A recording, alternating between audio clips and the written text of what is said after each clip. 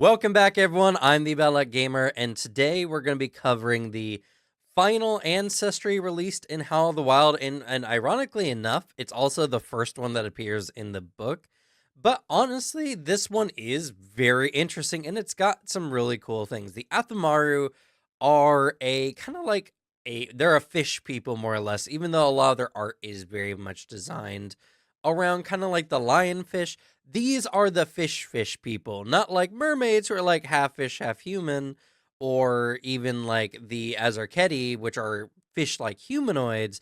These are just like straight up fish people with arms and legs, strangely enough, but they are actually really cool. But before we get into that, I do have an important announcement. We are actually now finally sponsored here on the channel by Into the AM. Into the AM is committed to making high quality, nice graphic tees, or they also do have just some plain basic tees if you don't like anything that is a little bit more flashy. I signed on with them mostly because I've really been looking for some good shirts, and I really do like the designs on some of these. They do have a very interesting aesthetic, having the spaceman in a lot of them, but not all of them do. They do have shirts like one with Bigfoot on them, for instance, some that you'll see in some of my future videos. But they're offering any of you who wish to buy any of your shirts using my link down in the description below to get 10% discount off on any of their shirts. And honestly, one of their best deals, they have a bundle deal where you can get 3 of the graphic tees for $61.95. Now, if you try buying graphic tees most places, you know that oftentimes they're like 25 bucks each. Some can be even more expensive than that. So you're getting pretty much what you're expecting. But this is not including with the 10% discount, which will get you about 5 or 6 bucks off, making this a really good deal. And if you just want the basic tees, you can get 3 of those for just $52.95. Overall, I'm very thankful for them to help support the channel, and it's something that I myself have been really looking for, so I get some cool t-shirts and I get to give you guys a really cool deal. So if you want to click that link down below, you can get your own graphic tees or whatever other clothing brands, as the discount is for anything on the website. All right, so let's get back into it. So the Athamaru are a very interesting ancestry. They don't really have a bunch of lore, though funny enough, they actually, like, one of the largest Athamaru communities are actually from Tian Sha. They have a kingdom called Jidao, which is very interesting. So if you want to see more on them, I would check out the Tian Sha World Guidebook. It's a very interesting book. But they are, like kind of many of the other ancestries written into this book, they're kind of reclusive. They mostly deal with their own particular ancestry, and they only deal with their neighbors if there's some kind of benefit to it, oftentimes trading their coral jewelry for information on the sea, or for any kinds of delicacies they can't normally get. They like especially any kind of tubers like potatoes, yams, and other vegetables, which is kind of cool. They are definitely one of the problems I've seen in the book as well is that they kind of have been made very not virtuistic, but they definitely don't have many negative sides written in like any of their compendium, though they do have a proclivity to judge outsiders more harshly than their own. So I guess that's kind of a negative quality. But otherwise, they're really cool. They grow all kinds of coral jewelry, oftentimes integrating it with their own body, which leads to some really cool feats. And they have a tendency to raise giant moray eels as mounts or just as pets. Overall, with their unique appearance and some of the interesting aspects of their ancestry, being another seafaring purely ancestry, the only other one besides mermaids we have here in this book. And I think of all, there's only 3, with the Azarketi being the last. They do have some interesting aspects to them. Something I did notice as well, which is actually very interesting, is the Athamaru kind of have very fish-like qualities when it comes to kind of their agenda, in a sense, where most Athamaru are kind of just Athamaru. You know, it's not really a male female thing. It's mostly you're either a general Athamaru or you're a matriarch. The matriarch is the leader of any of the communities, and they're the sole provider of the eggs. And so every community of Athamaru are all genetically connected to each other, and they usually have one parent. So they actually they reproduce asexually, which is rather interesting, though with the sheer variety they have, I find that hard to believe.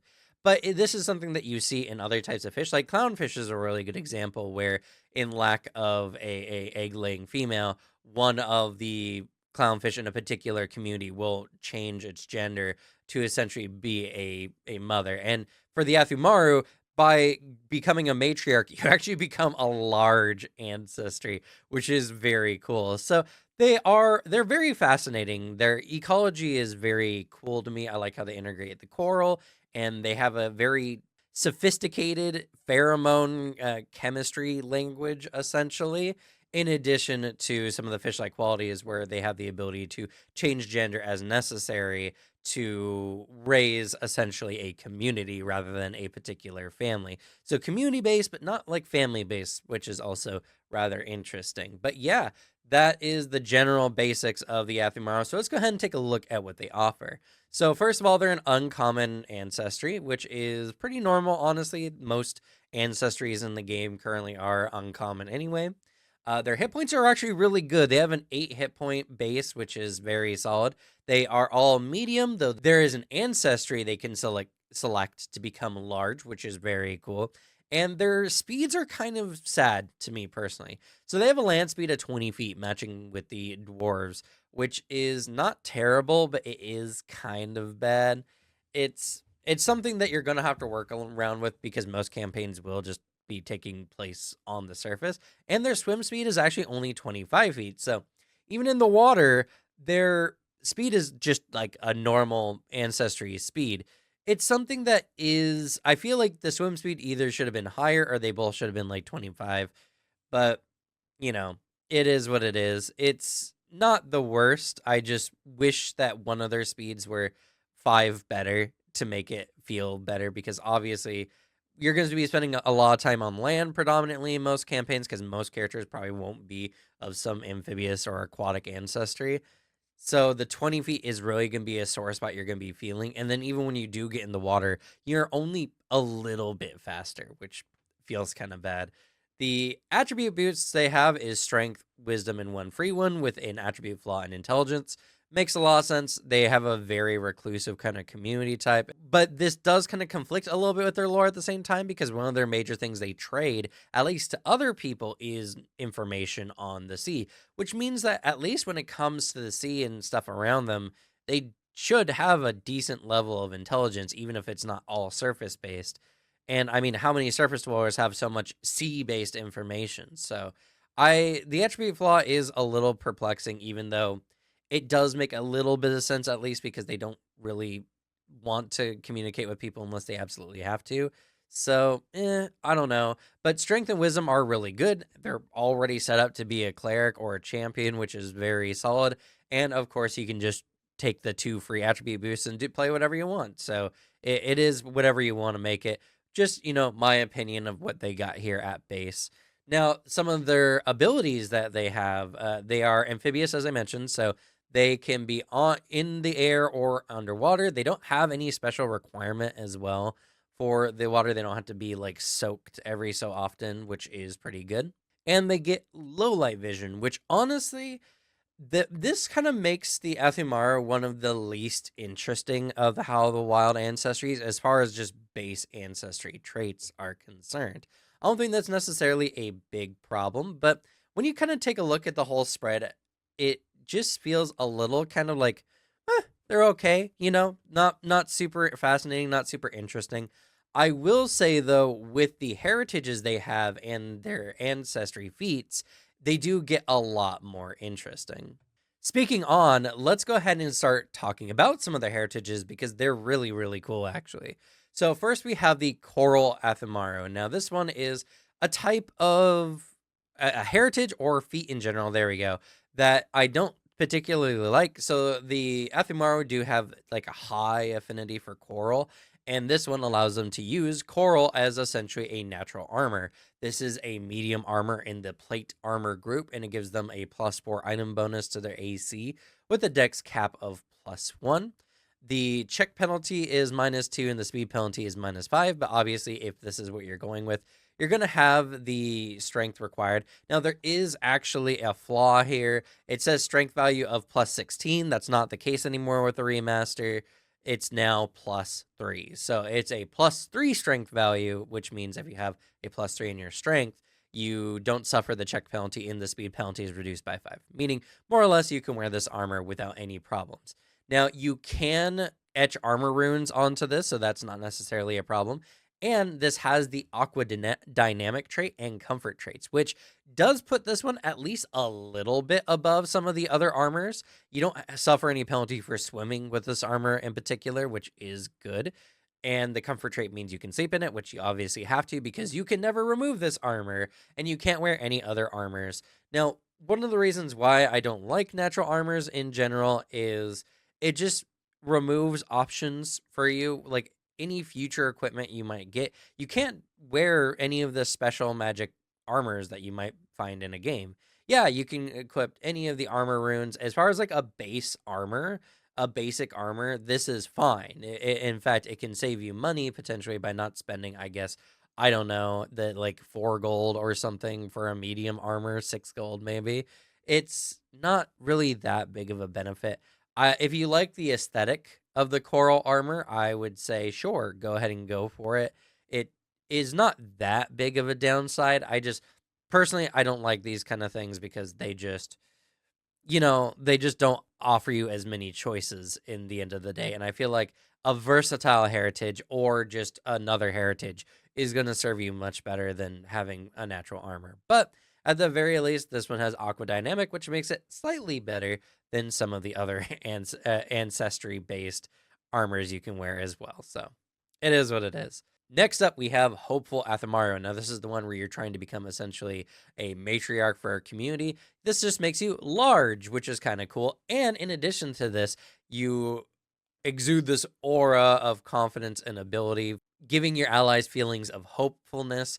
You have a 10-foot aura at all times that grant your allies a +1 circumstance bonus to saving throws against fear, which is pretty okay overall. I mean, fear is one of the most common kind of conditions your players might face, or your team might face. I guess I'm GM brain here.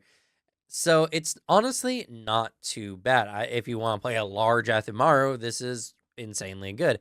And in addition to this, you get a bonus that makes you just more helpful to your allies. And it's technically even more area because you're large. So it covers a bigger zone. Overall, this one's pretty good. Other ancestries kind of do some similar stuff, either reducing in size or allowing you to become large. And this particular aura, I think, is one of the better extra effects that they offer. So, Hopeful Athamaru, I think, are probably the best heritage, though I do really like the next one we're about to talk about. Next up, we have the Kaleidoscope Athamaru. This is a very cool one because you have very bright, shimmering scales that you can use for all kinds of things. Predominantly, you gain a bonus to your circumstance bonus to performance checks, which is really good. This means a bard is actually going to really want to be an Athamaru because bards can use performance for so many things. So this alone just gives that one buff of bard where they can use performance for like a lot of other skills even better. So a bard Athamaru is rocking it with a +1 circumstance bonus. And they get a really cool effect called the Dazzle Seeker. Now, this is a unique reaction they get that allows you to flash your scales when you are currently being concealed to help distract an enemy. When an enemy is making a flat check to target you due to you being concealed, they will need to roll twice when you use this reaction and take the worst flat check, meaning they have twice the chance now to miss you than they did before. Actually, really, really cool. And if you pair this with the Mistform Elixir, you actually you actually can just be concealed all the time. You just can't hide with it. And now with Dazzle Seeker, you can use your reaction to make enemies even more likely to miss you if you're playing a class that doesn't use their reaction for much other stuff. So Kaleidoscope Athamaru are really, really cool. I really do like this one in particular, and it has so many cool synergies with different classes or abilities in the game. So overall, this is an insanely good heritage. The final heritage we have, which I think actually makes Athamaru have the least number of heritages of the Ancestries in How the Wild, which again just kind of makes them kind of basic, but still they have some good qualities as you've seen before.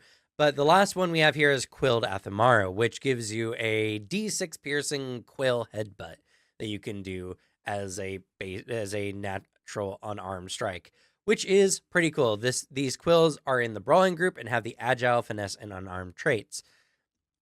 Okay, generally, I mean, having a good basic unarmed strike is very solid. Otherwise, you would need to take a feat to essentially do the same thing. So, Cooled Out Tomorrow, not bad for sure. There's definitely some builds I can see this being used for, but it's kind of okay, which kind of leaves the general heritages for the Athumara being kind of moderate, mediocre almost, because there's two really good ones, I feel like, Hopeful and Kaleidoscope, and then two kind of okay ones with Quilled and Coral. Overall, generally okay. I don't really have much complaints. I do think they have some really cool options.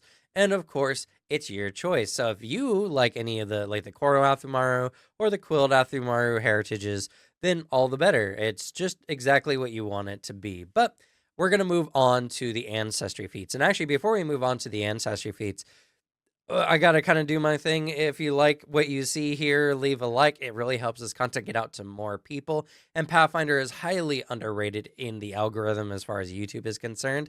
And as well, if you want to see my content specifically, then subscribe. I'm going to be covering a lot of stuff, especially when Player Core 2 comes out in just a few weeks. So if you want to be up to date on all the new changes to some of your favorite classes coming out in Player Core 2, I highly recommend subscribing to the channel. But let's go ahead and get on to the feats for the Athamaru. So the Ancestry feats start off with Athamaru lore, which is very typical for most of the Ancestries.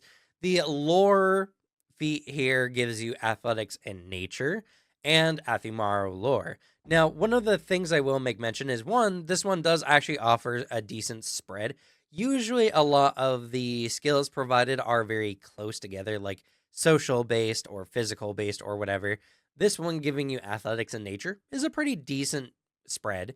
And Athamaru lore actually might be good. It says in their lore that they are rather familiar with various dangers in the sea or currents or all kinds of things like that. So if you're playing in an underwater based campaign, the Athamaru might have Athamaru lore might be very general based on a location's proximity to a community. It also says that any information on this spreads really fast when it comes to Athamaru communities. So that's a big benefit. And as well, especially with Jidao being one of the largest communities near Tiansha, if you're doing a Tiansha based campaign, you might also be able to use Athamaru lore to see some of their connections with some of the mainland stuff.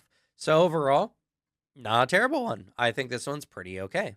Next up, we have Athamaru Weapon Familiarity. Now, this one is also a little strangely written because it mentions weapons with the Athamaru trait, even though there are no weapons in the game with the Athamaru trait. And honestly, I don't know if there ever will be.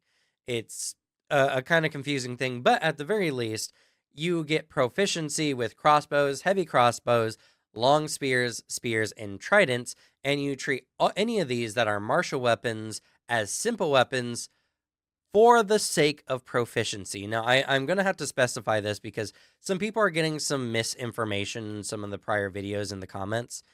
These are only treated as simple weapons for the sake of proficiency. That's why every one of the Ancestry feats that mention this have it written for the purposes of proficiency. That does not make these martial weapons into simple weapons for the sake of requirements when it comes to certain feats or abilities. Like, for instance, the clerics who can increase the damage of simple weapons with deadly simplicity, or with the rogues ruffian racket's ability to use their simple weapons for the purpose of sneak attack. These weapons do not apply to those abilities. Don't let people mislead you on the internet. This is only for the purposes of proficiency. So this allows a character who normally can't use these, typically casters in a lot of ways, to use these kind of weapons if they really want to, but they do not change martial weapons to simple weapons. Y'all can argue all you want. That's actually how it's written. I've talked to the developers before about it. That is the purpose of these weapons. I will make mention though that this is also a good way to get crit specialization with these weapons, as when you hit 5th level with weapon familiarity, you also gain the crit specialization effects, which not every class does get crit specialization. So that being the case, you might really want to consider an ancestry weapon familiarity feat if you want to get crit specialization with a certain type of weapon. So overall, this one is generally okay. I mean, heavy crossbows are good for casters, which makes that very solid choice if you're a caster who wants to add a little bit of weapon flinging onto your list. But long spears, and tridents, they're generally okay. I don't know too many builds kind of built around those. So, if this suits your build, all the better. I would say this one is generally okay, in my opinion. Next up, we have Community Minded. This one just gives you a bonus to circumstance to perception DCs or sense motive against lying, or if a creature is trying to impersonate someone they are not. There's a lot of ancestry feats that have something that lets you detect if someone is lying a lot easier or not. This one is in that list. So if you want to have a slightly more perceptive fish person, community minded, and it's not even perceptive for the sake of lies or impersonations, this one is okay. This is kind of a bottom tier feat in my opinion. There are some situations where it might be handy, but honestly, this doesn't come up a lot unless you're the social character and you have to talk to people who might lie to you more often. In which case, yeah, that might be okay. It's okay generally. I'm not saying it's a bad feat, it's just generally okay. Next up, we have Coral Symbiotes, and this one is actually insanely good because it leads to a lot of the other Athamaru feats. So keep an eye on this one for your builds because it does lead to some really cool avenues. So for this one, you have coral jewelry that you've integrated into your body, and you now have some kind of symbiotic relationship. You gain a +1 status bonus to saving throws against poisons, and your flat check to remove any persistent poison damage is only a DC 10 rather than 15, which is insanely good. And it can be reduced even further if someone is giving you appropriate aid down to a DC 5, which is very solid. Now, in order to continuously maintain the benefits of this one, you do need to submerge yourself in water once every 24 hours. Though it doesn't mean the coral dies and you can never get it back. It will turn off if until you do resubmerge your body again. So, that being the case, coral symbiotes, not too bad, giving you some really decent ability to avoid poison damage, which there's a lot of enemies that do some kind of poison damage in the game, or have some kind of poison that you need to make a save against. And being able to get out of persistent poison damage is insanely good. Plus, there are ways that make this feat even better in later feats. So, coral symbiotes are really, really cool and offer some very interesting advantages. Next up, we have Elver Pet. Now, if you didn't know, a baby eel is called an Elver, which is very fun, and this one gives you a baby eel that you can carry around with you. This gives you the Pet General feat that was added in Player Core 1. Essentially just gives you a familiar-like creature that's not actually a familiar, but they get familiar abilities. And instead of the normal choice of pet abilities, your eel is aquatic, has fast movement, and damage avoidance familiar ability for reflex saving throws. It means that you can't change any of these. This is just what it has automatically, but it's okay because they'll actually get more abilities as they grow. And it is aquatic, so it does need to be kept in water, but you do get the ability to have a little glass orb that you can keep your Elver pet in, so you can carry them on land. Overall, this is a pretty fun one. If you want to have a little eel friend pet, it's very cool. I don't know personally. I mean, there is at least 1 feat later for this one specifically in 2 if you want to go further, but because it's a purely aquatic pet, this one may cause you problems. So based on the kind of campaign, Elver Pet is either really good or just not useful because you're never going to be able to get more use out of it other than just having a cool little guy in a bauble. Which, to be fair, that's character defining in some ways. So I don't say it's bad, but it's very limiting how much you can actually make use of the Elver Pet. So it's up to you. I think they're cool anyway.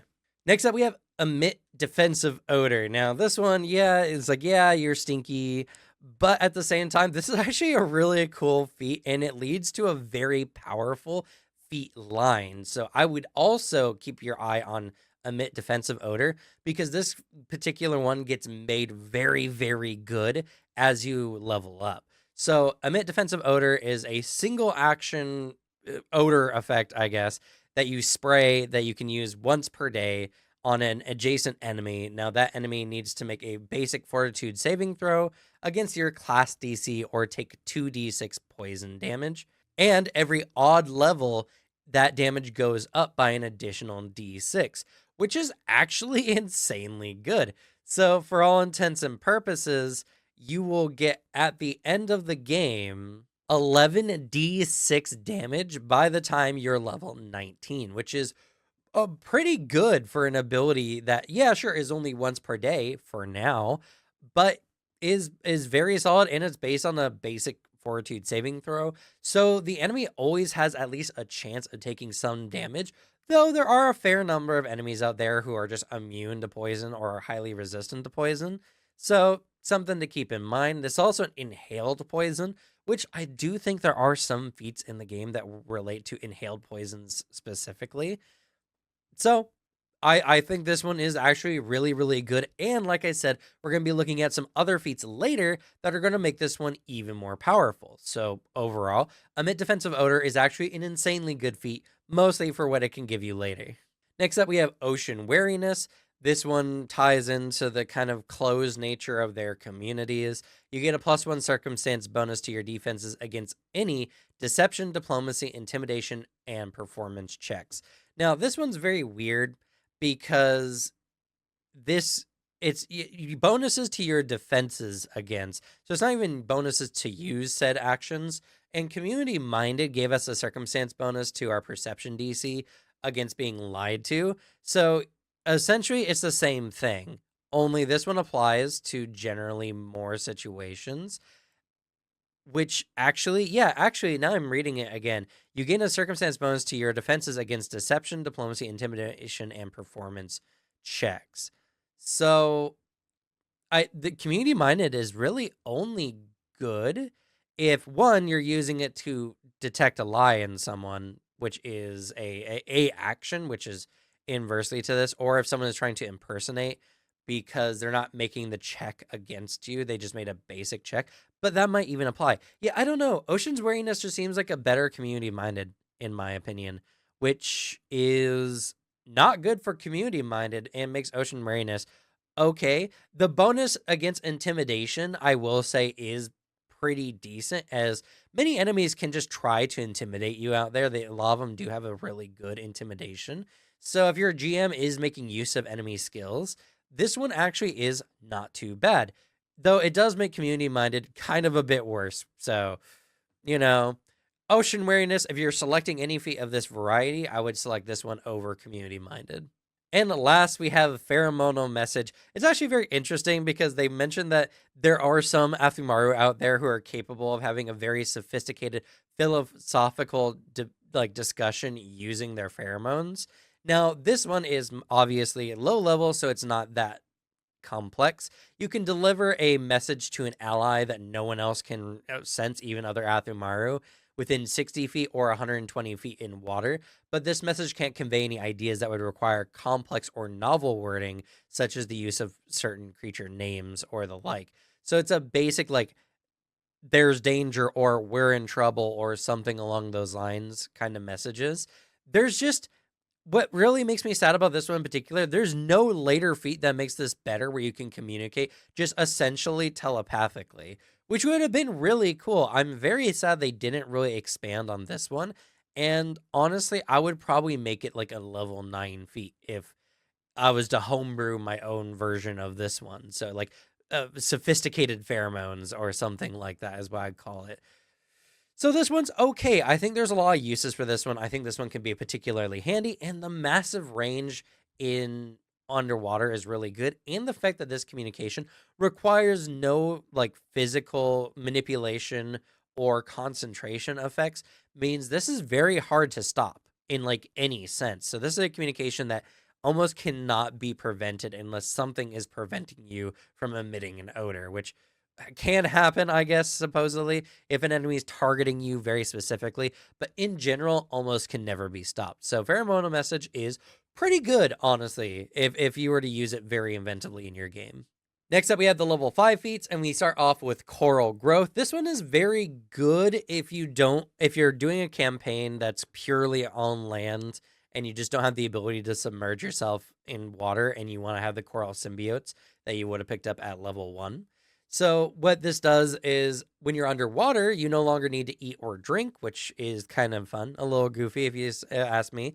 And you no longer need to hydrate your jewelry, meaning that you can go much, much longer than 24 hours before giving water to your coral. Granted, you need to still drink water, so obviously water still needs to be somewhat involved at the very least.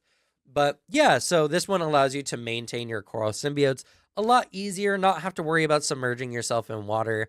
And it gets the added benefit, I guess, if you're doing an underwater campaign of no longer needing to eat or drink. Not really issues I often find in games, but might be handy in some situations. So, coral growth, not necessary, I would say. There are some later coral symbiote feats that are really good that make this one kind of more appealing. But, you can take it as you need it for your campaign. This one is purely, if you can't submerge yourself, this one you probably should take, but if you can, then you don't really have to worry about it. Next up, we have Growing Eel Friend. Your little elver pet becomes a small creature rather than like a tiny little one you can carry in a bauble. This gives it 2 new abilities. It gains the Scent and Tough pet abilities, but it's now too large to carry in the water-filled globe. So what it's saying here is your little eel friend grows a little bigger, but now is you're unable to carry it with you on land. So if you're in a water like ocean-based campaign, this one can be good, but if you're not, then you really shouldn't take this one because you can't take your elver pet with you anyway. So yeah, I don't know why they decided to do this and make it where you couldn't carry it on land, because I mean, like, obviously the sound ability isn't going to work in the globe, but you could have had a bigger pet eel in a globe, I guess. I don't know. I feel like this one's just bad in general. It feels like it's bad in the sense of most campaigns, it's not going to be useful. Again, if you're doing a water-based campaign, then sure, this one just gives you a pet that actually has more abilities, which can be really cool. So depending on the type of campaign you are, this is either pretty good or really, really bad. Next up, we have Noxious Odor. This is a boost to emit defense odor, and it makes it so that a creature that fails its save against your emit odor is now sickened 1 or sickened 2 on a crit fail. This just makes emit defensive odor that much stronger and have a really decent effect because sickened is very good. It's a very good condition, and if an enemy doesn't have a high fort save, they're just as likely to fail as they are to succeed. So you can consider every other time an enemy gets hit by your emit defensive odor, they will get sickened, which is actually really good. So overall, really good if you're in a campaign, of course, that can be affect enemies that have enemies that can be affected by poisons. If it's in a big undead campaign, obviously not as good, but most of the time, this is actually a really solid feat. Next up, we have a feat that I think is generally kind of bad. It's Riptide Mount. Riptide Mount allows you to, for a singular action, mount a underwater creature that is at least a size larger than you and is willing to be your mount. I don't know how often that would come up, but the thing about this one is this allows you, this is essentially the ride feat only for underwater creatures specifically. I don't see when this one would come up that often. Now, there is a way that I feel like this can be abused, where if you have a underwater companion, animal companion, for instance, This can technically allow you to mount your underwater animal companion without your companion having the mount traits, which I guess is the big point of Riptide mounts, even though none of that is particularly alluded to in here.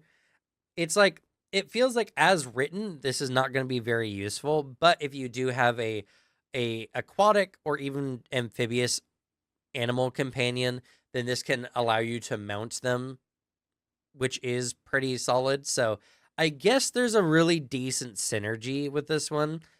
But other than that one situation, if you don't have an underwater companion, or I guess if none of your allies do, Riptide Mount is just terrible, because if there is creatures underwater that are ridden as mounts, like the giant moray eels, for instance, then they probably already can be just mounted anyway.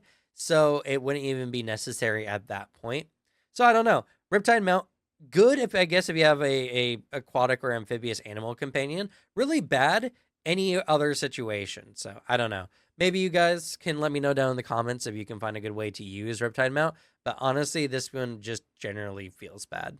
Next up, we have Skilled Swimmer. This one allows you to ignore difficult terrain in water, and in addition, you can swim up and down without treating it as difficult terrain.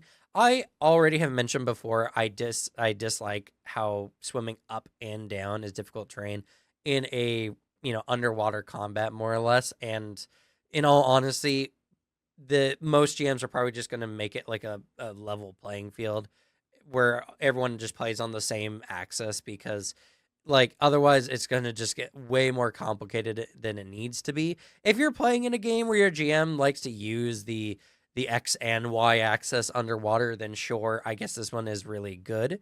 And I will say, in addition, it says you in an aquatic environment you ignore difficult terrain. It doesn't even say natural difficult terrain. So any kind of difficult terrain created underwater, your character, what through magic or not, your character will be able to ignore at least just standard difficult terrain, which can be really good. Though this one, like many of the other feats, if you're underwater campaign, really good. Not underwater campaign, no point to take this one. So I will say this one is generally okay. It's very solid. Next up at level 9, we have Coral Detoxification. This is the next step up for Coral Symbiotes, and now once per hour, you can spend 2 actions to attempt a saving throw against a poison affecting you with a +2 circumstance bonus. This one is honestly generally okay. Some poisons don't have like a round by round timer, so you don't get to make the save against it every like 6 seconds essentially. So this one is for poisons. You've been hit by some kind of poison effect that it has like an hour or longer duration, and this can help you remove that much more easily. Not a super common situation, and because it's 2 actions, kind of annoying to use in combat. But at the very least, if it's in combat, this can allow you to get rid of a very bad poison with at least spending 2 actions to get a bonus even to that check. So I will say overall, Coral Detoxification is okay. It's solid for sure, and there are some situations I can see this one being handy, but I feel like you could ignore this feat and it won't make that big of a difference. So just my general opinion, but regardless, I'll say it's okay at the very least. Next up, we have Emissary Assistance. This one is actually insanely good because it allows you, it's a really good teamwork feat, as it allows you to cast both Feet to Fins and Water Breathing as 3rd rank primal innate spells once per day. Now, the really cool thing about this is Water Breathing can let pretty much your whole team breathe underwater. I mean, you're an Athamaru, so obviously you might be able to breathe underwater. And hey, even if you're selecting this through Adoptive Ancestry, which I've learned now can be for uncommon ancestries as well, this can give you the ability to breathe underwater if necessary. It's like up to 5 people, which is very solid. Though Feet to Fins only applies to 1 teammate specifically, but could give them a swim speed. So good for you if you're not an Athamaru, but if you are an Athamaru, obviously this can allow you to give one of your allies a swim speed, which is very good. It helps if you both need to like dive in the water for any kind of situation where that might come up in a campaign. So I will say overall, Emissary Assistance is really, really good. The whole water breathing as a third rank spell is an insanely good boon for your party. So yeah, a very solid feat. Next up, we have Moray Eel Mount. This essentially gives you a bonded animal that is a giant moray eel that you can use as a mount underwater. Pretty good, very solid situation. And whenever you command this mount to move with the command animal action, you automatically make the check necessary to do it. This is kind of just like the ride feat, only this one gives you access to a moray eel mount. Very good for underwater campaigns, but outside of that, almost pointless. Now, I will say there is an additional benefit. It says if you have the Elver Pet or Growing Eel Friend ancestry feat. So this makes the Growing Eel Friend even worse, in my opinion, because now you couldn't take it with you on land anyway, but now you don't even need it technically to get the bigger version, which feels kind of silly to me. Though I will say, well, first the rest of the special. So what happens is now they just grow up into your moray eel mount, and they maintain the extra abilities from the prior feats. So Elver Pet giving you 3 Essentially Familiar abilities, and Growing Eel giving you 2 more. So if you do want to go, if you are in an underwater campaign, Moray Eel Mount is actually insanely good because you get essentially a riding mount that has 5 familiar abilities, which is kind of cool if you ask me. Granted, again, if you're not in an underwater campaign, this is completely pointless. So, in some campaigns, really good. In other campaigns, completely pointless. At least with Elver Pet, in my opinion, you can take it with you on land and just have a cool little guy with you. And I think that's punny. I think that's fun. But if you're not in an underwater campaign, there's really no reason to take these feats. So I will say this one is generally okay. Okay, because it only works in some campaigns over others. But I do really, really, really like the effect that you can have a mount that just has a bunch of familiar abilities. I think that's very unique and really cool. Also at level 9, we have Persistent Odor, which is another big boon and probably an insanely good one, honestly, for Emit Defensive Odor. This one allows, whenever an enemy fails the save, they also take an additional d6 persistent poison damage, which is very good. And this persistent poison damage increases every 4 levels after this one, getting up to eventually 3d6 extra persistent poison damage, which means at level 19, you'll have a defensive odor that you can activate probably more than once per day. We'll get to that feat in a moment. But once per day, we'll say, that does 11d6 damage and 3d6 poison damage if they fail. Really, that's a lot of damage. That's a good amount of damage. So I will say Persistent Odor is really, really good. Next up at level 13, we have Attuned Electroreceptors. This unfortunately doesn't give you electricity powers, but you can detect living creatures within 20 feet of you as a imprecise sense, which is kind of cool. It's just any living creature, though that there are a lot of situations where that might not come up. And this range is obviously doubled underwater, but only for the same body of water you're in, which I feel is obvious, but I'm glad I guess they put it in here. This one is okay. Imprecise senses, again, I've mentioned before, are not necessarily the best. I mean, and the range is 20 feet, which is very close. It just prevents a creature from being essentially hidden from you unless they are masking their living capability. I will say Attuned Electroreceptors is better than Scent because I feel like it's a lot easier to mask a scent than it is to mask that you're alive or not.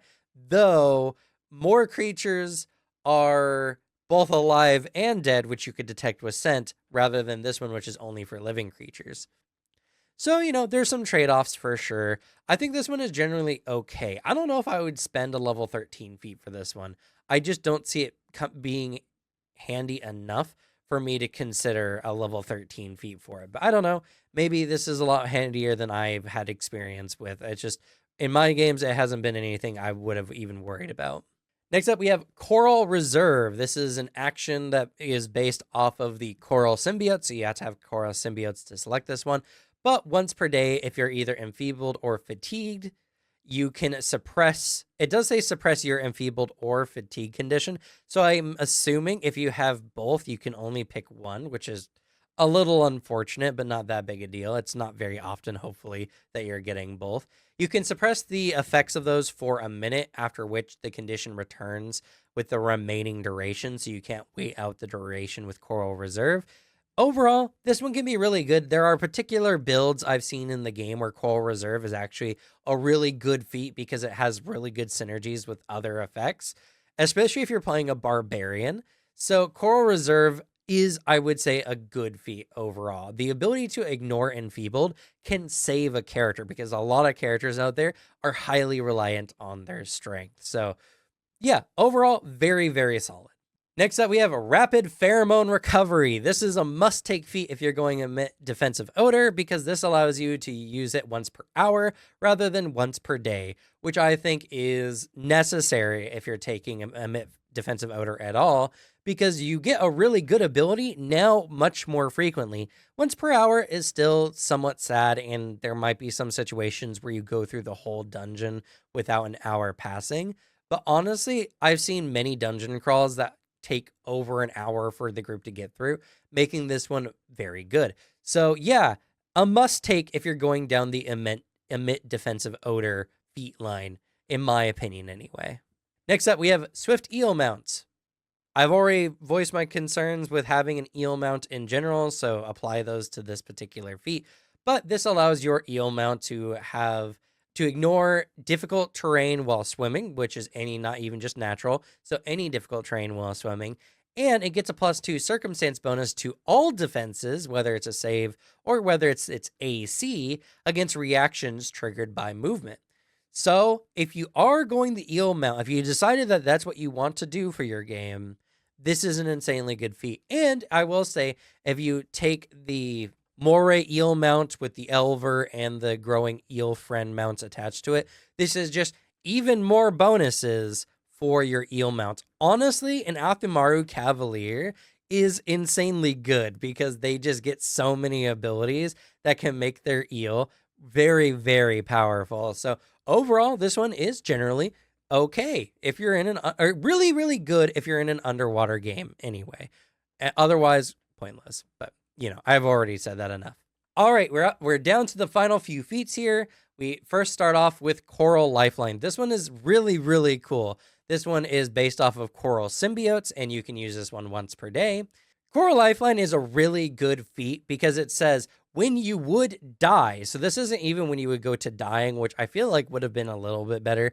But if you would die, this prevents you from dying, which is pretty cool. So yeah, if you would die, you don't die. And in fact, you get 48 hit points, which will bring you back from the dying condition. That is very solid. Now, I will say there is some kind of murkiness when it comes to this one, because the only prerequisite for this one is when you would die, the coral gives you this burst of life, yada yada. That means technically, if you were to hit by disintegration or disintegrate ray or whatever it's called, then you will not be disintegrated even if that took you to below 0 hit points, because that would obviously cause you to die, which would bring you above 0 hit points. So this is one of the few ways that disintegrate doesn't just kill you at 0 hit points. Rules as written, I don't think that's the intent. I really feel like Athamaru was not written by one of the core designers of the game, which is very unfortunate because you get situations like this. But yeah, so I mean, all the better, I guess, for this particular feat. It says when you would die. So if anything would cause you to die, even if that effect would technically kill you at going to below 0 hit points, you don't die and you get 48 hit points, which would bring you above that 0 hit point mark anyway. So yeah, your little coral friends can stop you from being disintegrated, but rules as written, which is pretty cool. Even if we were to take it under the standard for Pathfinder, which is, disintegrate would still kill you, at the very least, this one would come up a lot more often if you're playing in a harder campaign. So Coral Lifeline is very, very solid. And even though you do lose your symbiote abilities for the remainder of the day, at the cost of not dying, I think that's very well worth it. So a very good feat overall. Next up, we have Moray Ambush, which is not actually a mounted feat, despite what it sounds like. This is a reaction you can use when you are hidden to a creature who hasn't detected you and passes within 20 feet of you. You spring out, striding or swimming directly at the target and striking them with a melee strike. The target is considered off guard to this attack. Now, if you are mounted on an eel, you can move at the eel's move instead of yourself. So this does have some mounted feature, but more often than not, you're going to do this when you're not mounted. At least I would believe so. So Moray Ambush is potentially really, really good. This gives you a great ability to leap out and stab someone if you're sneaking up on some enemies, which I think is really cool. Is this worth a level 17 feat? I mean, I guess if you're not if this is your ancestry feat, obviously as it is, it probably is very well worth it. It just is kind of silly because I believe there's a lot of other lower level feats that are do the same thing.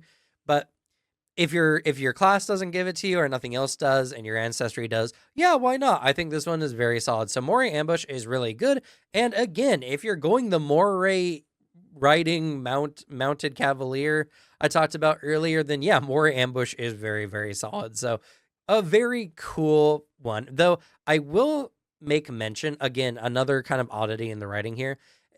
Even if you're mounted, it really doesn't matter if your mount can move more than you, because the distance this is triggered is only 20 feet, which you actually already should have a swim speed higher than. So even mounted, this one doesn't. This one isn't really giving you much extra bonus, other than the effect that I guess you can use this while mounted. So yeah, I don't know. Moray Ambush is very strange. Well, okay, no, actually, I understand now. So it says as long as that creature moves within 20 feet of you, so even if they finish their movement past 20 feet from you, you have a much more likely chance to hit them. So yeah, okay, I can kind of see it. Regardless, this one is pretty good. Very good standardly, but even better if we have our grown elver eel friend mount, which, is kind of cool. And the final feat we have here is Offensive Odor, which is a silly feat name, but you get the message. It's a improved version of Emit Defensive Odor.